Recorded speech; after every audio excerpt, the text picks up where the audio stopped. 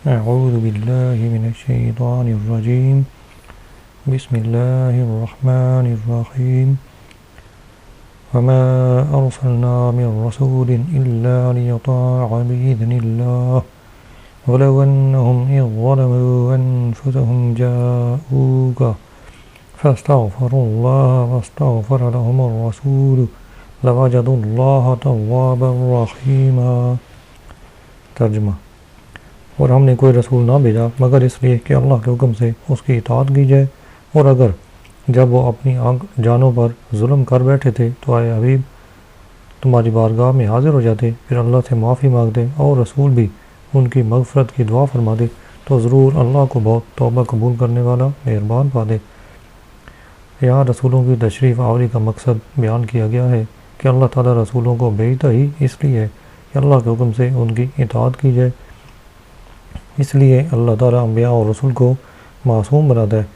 کیونکہ اگر انبیاء علیہ السلام خود گناہوں کے مرتکب ہوں گے تو دوسرے ان کی اطاعت اور اتباع کیا کریں گے۔ رسول کی اطاعت اس لیے ضروری ہے کہ اللہ کی اطاعت کا طریقہ ہی رسول کی اطاعت کرنا ہے، اس سے ہٹ کر اطاعت الہی کا کوئی دوسرا طریقہ نہیں، لہذا جو رسول کی اطاعت کا انکار کرے گا وہ کافر ہوگا،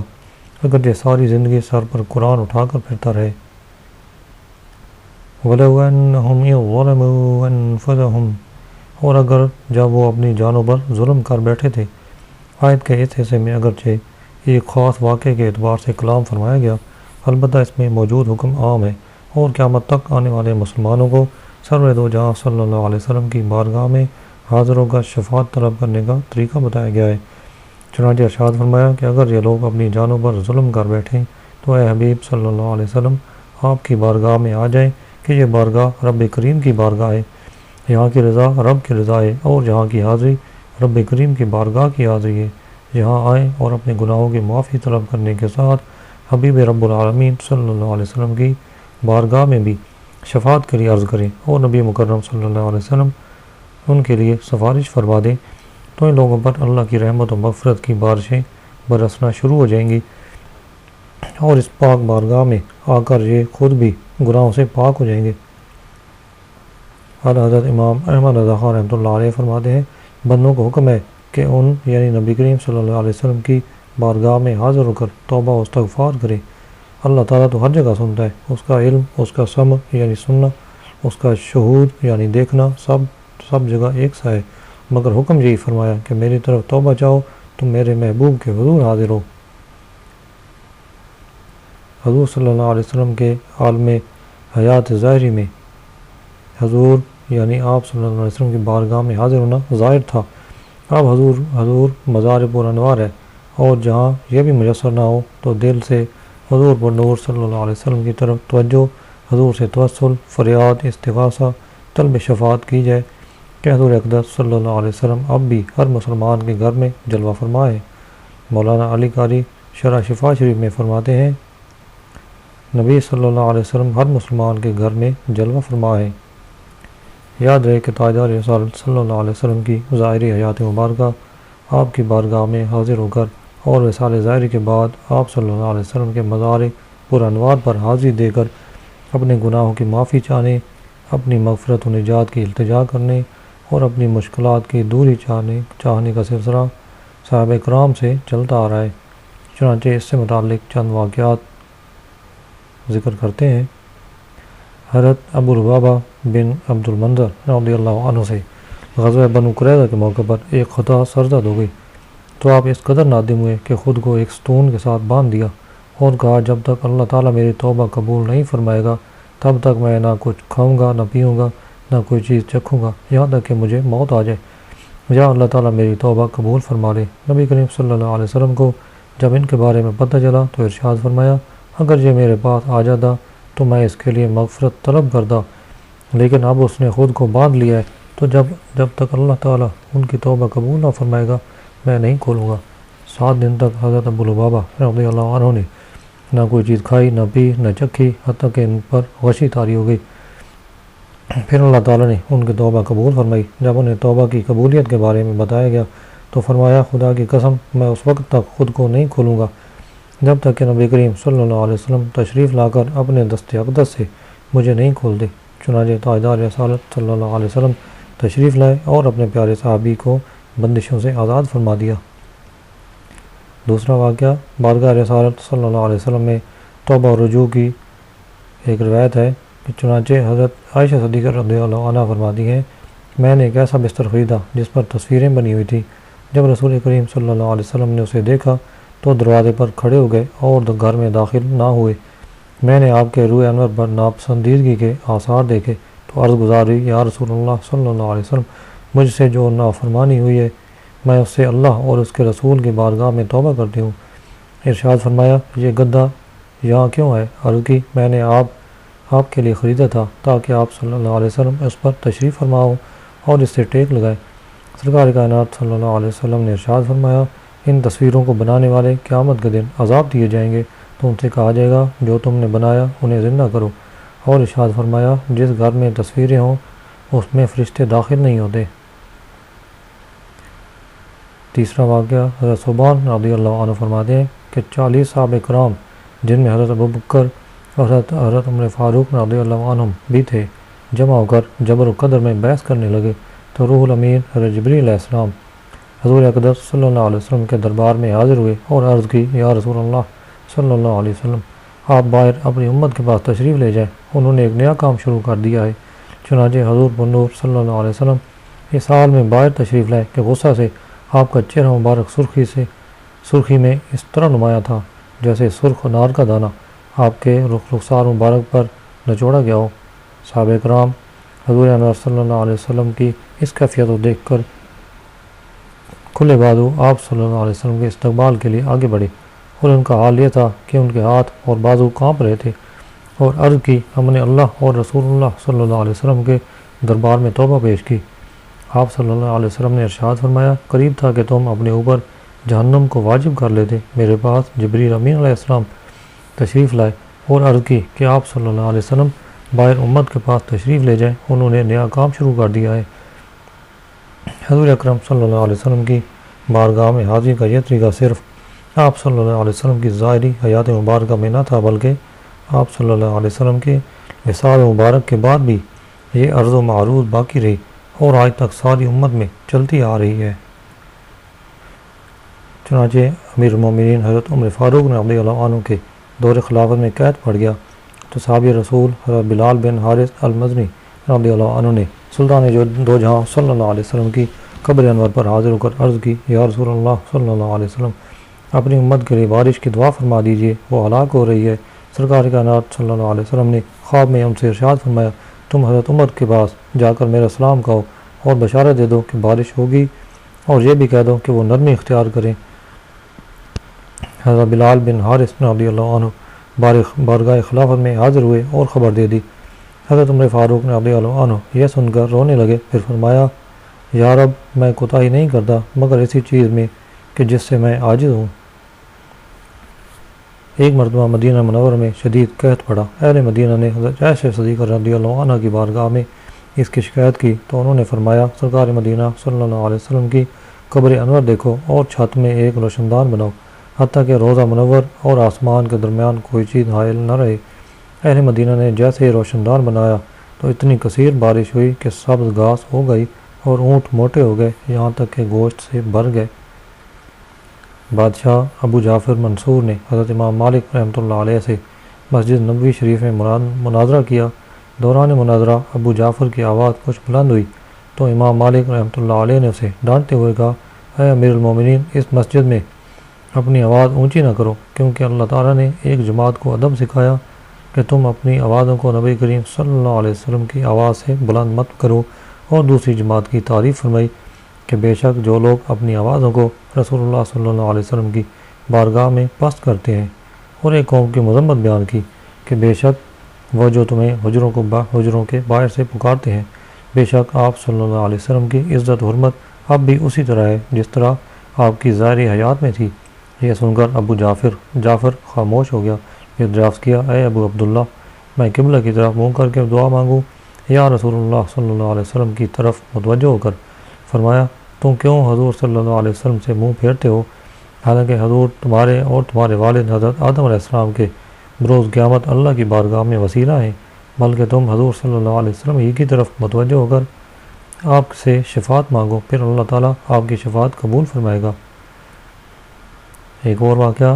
مروان نے اپنے زمانہ تسلط میں ایک صاحب کو دیکھا کہ حضور سید المرسلین صلی اللہ علیہ وسلم کی قبر انور پر اپنا منہ رکھے ہوئے۔ مروان نے ان کی گردن مبارک پکڑ کر کہا، جانتے ہو کیا کر رہے ہو؟ اس پر ان صاحب نے اس کی طرف متوجہ ہو کر فرمایا، ہاں، میں کسی اینٹ یا پتھر کے پاس نہیں آیا ہوں، میں تو رسول اللہ صلی اللہ علیہ وسلم کے حضور حاضر ہوا ہوں۔ میں نے رسول اللہ صلی اللہ علیہ وسلم کو ارشاد فرماتے ہوئے سنا، دین پر نہ رو جب اس کا اہل اس پر والی ہو، ہاں اس وقت دین پر رو جب نا اہل والی ہو۔ یہ صحابی رسول حضرت ابو ایوب انصاری رضی اللہ عنہ تھے۔ ایک اور واقعہ، حضور سید المرسلین صلی اللہ علیہ وسلم کی وفات شریف کے بعد ایک اعرابی روضہ اقدس پر حاضر ہوا اور روضہ انور کی خاک پاک اپنے سر پر ڈالی اور عرض کرنے لگا، یا رسول اللہ صلی اللہ علیہ وسلم، جو آپ نے فرمایا ہم نے سنا، اور جو آپ پر نازل ہوا اس میں یہ آیت بھی ہے، وَلَوْ أَنَّهُمْ ظَلَمُوا، میں نے بے شک اپنی جان پر ظلم کیا اور میں آپ کی بارگاہ میں اللہ سے اپنے گناہ کی بخشش چاہنے حاضر ہوا ہوں، تو میرے رب سے میرے گناہ کی بخشش کرائیے۔ اس پر قبر شریف سے ندا آئی کہ تجھے بخش دیا گیا۔ الغرض یہ آیت مبارکہ سرور کائنات صلی اللہ علیہ وسلم کی عظیم مدح و ثناء پر مشتمل ہے۔ اسی کی طرف اشارہ کرتے ہوئے اعلیٰ حضرت نے بہت سے اشعار فرمائے ہیں، جیسے کہ ایک شعر ہے، مجرم بلائے آئے ہیں جاؤ کا ہے گواہ، پھر رد ہو کب یہ شان کریموں کے در کی ہے۔ اس آیت سے کچھ باتیں معلوم ہوئی۔ نمبر 1، اللہ تعالیٰ کی بارگاہ میں حاجت پیش کرنے کے لیے اس کے مقبولوں کو وسیلہ بنانا کامیابی کا ذریعہ ہے۔ نمبر 2، قبر انور پر حاجت کے لیے حاضر ہونا بھی جاؤ کا میں داخل اور خیر القرون کا معمول ہے۔ بعد وفات مقبولان حق کو یا کے ساتھ ندا کرنا جائز ہے، اور مقبولان بارگاہ الہی مدد فرماتے ہیں اور ان کی دعا سے حاجت روائی ہوتی ہے۔ فَلَا وَرَبِّكَ لَا يُؤْمِنُونَ حَتَّى يُحَكِّمُوكَ فِي مَا شَجَرَ بَيْنَهُمْ ثُمَّ لَا يَجِدُوا فِي أَنفُسِهِمْ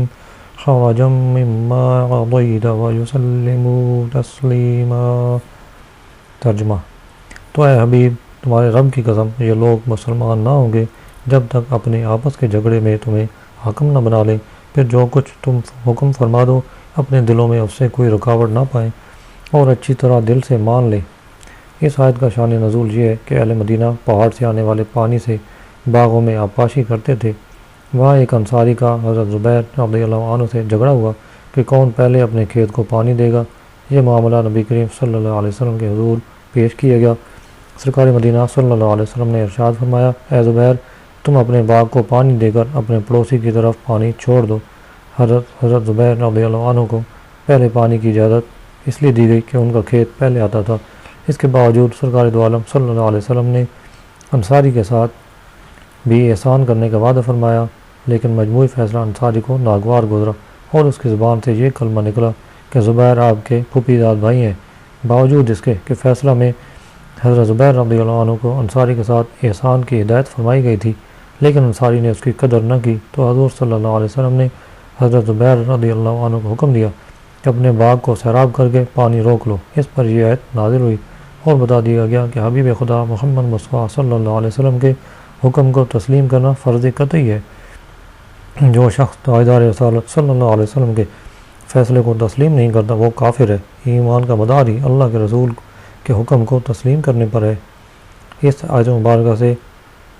کچھ مسائل معلوم ہوئے۔ نمبر 1، اللہ تعالیٰ نے اپنے رب ہونے کی نسبت اپنے حبیب صلی اللہ علیہ وسلم کی طرف فرمائی اور فرمایا، اے حبیب، تیرے رب کی قسم، یہ نبی کریم صلی اللہ علیہ وسلم کی عظیم شان ہے کہ اللہ تعالیٰ اپنی پہچان اپنے حبیب کے ذریعے سے کرواتا ہے۔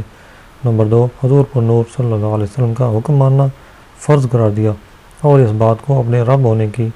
قسم کے ساتھ پختہ کیا۔ نمبر 3، حضور اکرم صلی اللہ علیہ وسلم کا حکم ماننے سے انکار کرنے والے کو کافر قرار دیا۔ نمبر 4، تاجدار مدینہ صلی اللہ علیہ وسلم حاکم ہے۔ نمبر 5، اللہ تعالیٰ بھی حاکم ہے اور حضور صلی اللہ علیہ وسلم بھی، البتہ دونوں میں لامتناہی فرق ہے۔ اس سے یہ بھی معلوم ہوا کہ بہت سی صفات جو اللہ تعالیٰ کے لیے استعمال ہوتی ہیں، اگر وہ حضور صلی اللہ علیہ وسلم کے لیے استعمال کی جائیں تو شرک لازم نہیں آتا جب تک کہ شرک کی حقیقت نہ پائی جائے۔ نمبر 6، رسول کریم صلی اللہ علیہ وسلم کا حکم دل و جان سے ماننا ضروری ہے، اور اس کے بارے میں دل میں بھی کوئی رکاوٹ نہیں ہونی چاہیے۔ اس لیے آیت کے آخر میں فرمایا کہ پھر اپنے دلوں میں آپ کے حکم کے متعلق کوئی رکاوٹ نہ پائے اور دل و جان سے تسلیم کر لیں۔ نمبر 7، اس سے یہ بھی معلوم ہوا کہ اسلامی احکام کا ماننا فرض ہے اور ان کو نہ ماننا کفر ہے۔ نیز ان پر اعتراض کرنا، ان کا مذاق اڑانا کفر ہے۔ اس سے وہ لوگ عبرت حاصل کریں جو کافروں کے قوانین کو اسلامی قوانین پر فوقیت دیتے ہیں۔ وَلَوْ أَنَّا كَتَبْنَا عَلَيْهِمْ أَنِ اقْتُلُوا أَنفُسَكُمْ أَوِ اخْرُجُوا مِنْ دِيَارِكُمْ مَا فَعَلُوهُ إِلَّا قَلِيلٌ مِّنْهُمْ وَلَوْ أَنَّهُمْ فَعَلُوا مَا يُوعَظُونَ بِهِ لَكَانَ خَيْرًا لَّهُمْ وَأَشَدَّ تَثْبِيتًا وَإِذًا لَّآتَيْنَاهُم مِّن لَّدُنَّا أَجْرًا عَظِيمًا وَلَهَدَيْنَاهُمْ صراطا مستقیما۔ ترجمہ، اور اگر ہم ان پر فرض کر دیتے کہ اپنے آپ کو قتل کر دو یا اپنے گھر بار چھوڑ کر نکل جاؤ تو ان میں تھوڑے ہی ایسا کرتے، اور اگر وہ ہر وہ کام کر لیتے جس کی انہیں نصیحت کی جاتی ہے تو ان کے لیے بہت بہتر اور ثابت قدمی کا ذریعہ ہوتا، اور ایسا ہوتا تو ہم ضرور انہیں اپنے پاس سے بہت بڑا ثواب عطا فرما دے اور ہم انہیں ضرور سیدھے راستے کی ہدایت دیتے۔ یہاں مخلص و منافق سب کے اعتبار سے فرمایا جا رہا ہے کہ اگر ہم ان پر فرض کر دیتے کہ اپنے آپ کو قتل کرو یا اپنے گھروں سے نکل جاؤ تو ان میں سے تھوڑے ہی ایسا کرتے، جیسے کہ بنی اسرائیل کو مصر سے نکل جانے اور توبہ کے لیے اپنے آپ کو قتل کا حکم دیا تھا۔ اس آیت کا شان نزول کچھ اس طرح ہے کہ حضرت ثابت بن قیس بن شماس رضی اللہ عنہ سے ایک یہودی نے کہا کہ اللہ نے ہم پر خود کو قتل کرنا اور گھر بار چھوڑنا فرض کیا تھا، ہم اس کو بجا لائے تھے۔ اس پر حضرت ثابت رضی اللہ عنہ نے فرمایا کہ اگر اللہ ہم پر فرض کرتا تو ہم بھی ضرور بجا لاتے۔ اس پر یہ آیت نازل ہوئی کہ یہ کہنا تو آسان ہے، لیکن اگر واقعی ایسا حکم دے دیا جاتا تو ایک بہت بڑی تعداد اس پر عمل نہ کرتی۔ اس میں بطور خاص منافقین یا نئے مسلمان ہونے والے داخل ہوں گے۔ جیسے منافقین اکثر جہاد سے فرار کی راہ ہی اختیار کرتے تھے، اور نئے مسلمان ہونے والے بھی کئی جنگوں میں ثابت قدم نہ رہ سکے۔ جہاں تک مخلصین یعنی جلیل القدر صحابہ رضی اللہ عنہم کا تعلق ہے تو کتنے ہی صحابہ ایسے ہیں جنہوں نے مختلف جنگوں میں خود کو سرکار دو عالم صلی اللہ علیہ وسلم کے آگے کھڑا کر دیا اور حضور صلی اللہ علیہ وسلم کی حفاظت میں اپنی جانیں قربان کر دی۔ مزید فرمایا کہ اگر تمہیں خود کو قتل کرنے یا اپنے گھروں سے نکل جانے کا حکم دیا جاتا تو تم میں سے تھوڑے لوگ ہی کرتے، لیکن اگر وہ ہر اس حکم پر عمل کریں جو انہیں دیا جائے، خواہ خود کو جان سے مار دینے کا ہو یا گھروں سے نکل جانے کا، بہر صورت یہ ان کے لیے بہتر ہوتا اور ایمان پر ثابت قدمی کا ذریعہ ہوتا، اور اس پر ہم انہیں عظیم اجر و ثواب عطا فرماتے اور انہیں صراط مستقیم کی اعلیٰ درجے کی ہدایت عطا فرماتے۔ وَمَن يُطِعِ اللَّهَ وَالرَّسُولَ فَأُولَٰئِكَ مَعَ الَّذِينَ أَنْعَمَ اللَّهُ عَلَيْهِم مِّنَ النَّبِيِّينَ وَالصِّدِّيقِينَ وَالشُّهَدَاءِ وَالصَّالِحِينَ وَحَسُنَ أُولَٰئِكَ رَفِيقًا۔ ترجمہ،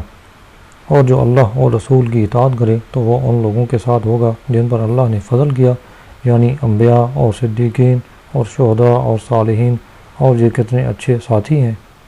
آیت مبارکہ کا شان نزول کچھ اس طرح ہے کہ حضرت ثوبان رضی اللہ عنہ تاجدار دو عالم صلی اللہ علیہ وسلم کے ساتھ کمال درجے کی محبت رکھتے تھے اور انہیں جدائی کی تاب نہ تھی۔ ایک روز اس قدر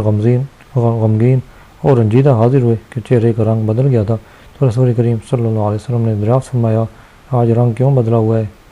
عرض کی، نہ مجھے کوئی بیماری ہے اور نہ درد، سوائے اس کے کہ جب حضور صلی اللہ علیہ وسلم سامنے نہیں ہوتے تو انتہا درجے کی وحشت و پریشانی ہو جاتی ہے۔ جب آخرت کو یاد کرتا ہوں تو یہ اندیشہ ہوتا ہے کہ وہاں میں کس طرح دیدار پا سکوں گا۔